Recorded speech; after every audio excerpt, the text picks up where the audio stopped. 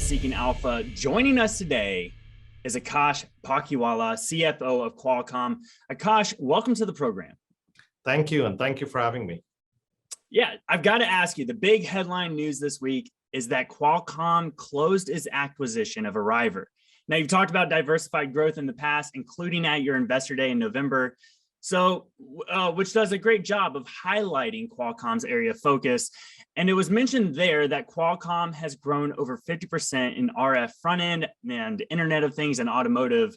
And your CEO, Cristiano Amon, has discussed automotive being your biggest growth opportunity outside of handsets with a $13 billion pipeline. So I'm wondering if you can speak to our audience about how the acquisition of Arriver helps accelerate your capabilities of autonomous driving and what the benefits of enhancing Qualcomm's Advanced Driver Assistance System, or ADAS, offerings might be. That's great. Thanks for the question. We're very excited about this acquisition because as we look at the automotive industry, it's going through a tremendous transformation.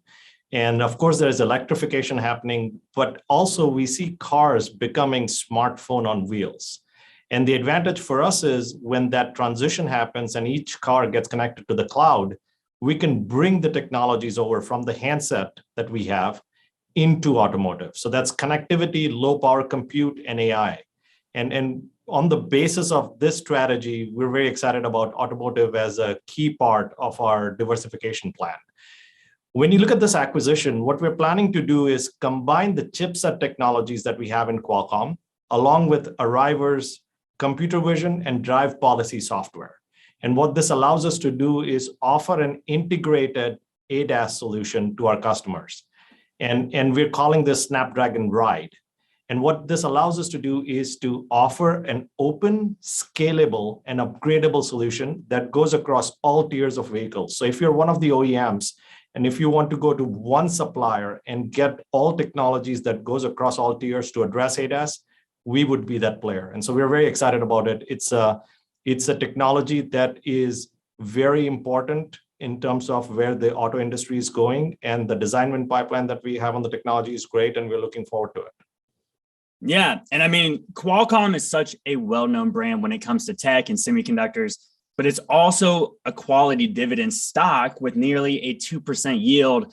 At the same time, tech stalwarts like Apple and Qualcomm were removed from JP Morgan's analyst focus list. As they said, investors appear to be focusing on concerns related to consumer electronics, citing a potential consumer spending pullback. And there was some stock volatility last week around concerns with the Chinese smartphone market. So as CFO, how do you view growth ahead with a lot of recent success and some outside concerns? So what are your plans to maintain or increase that growth? Sure. So, we outlined the strategy that we have for long-term growth at our Investor Day. And what we're doing is really executing on the strategy, and we're very happy with the progress we've made against the goals we set up for ourselves. Our core strategy is relatively simple. We want to be the connected intelligent edge to the cloud. So as everything gets connected to the cloud, it's not just automotive and IoT as well.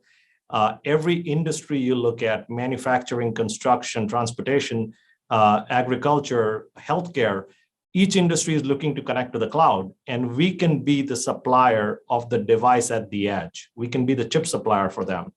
And we're very excited about that. And that's the basic premise of the strategy we have.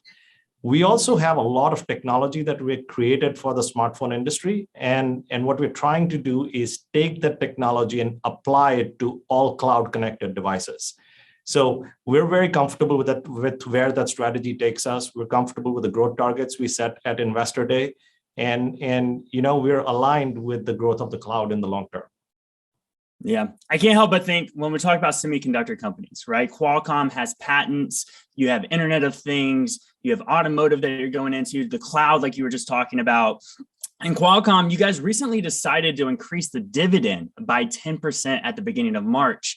Even at your Investor Day event, CEO Amon said, we remain committed to returning capital to stockholders through a balanced capital return policy, including a baseline of anti-dilutive stock repurchases and strong dividend growth with an annualized target of high single digit to low double digit growth.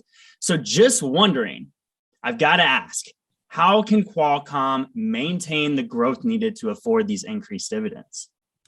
Sure. So I think as we just talked through it, on the business growth side, we're looking very strong and we're very confident of the targets we set at Investor Day.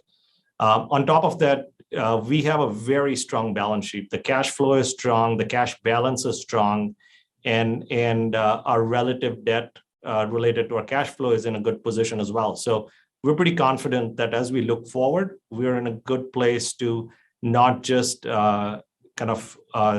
execute on the dividend strategy that we've outlined at Investor Day, but also look at opportunistic buybacks as we see volatility in the stock price.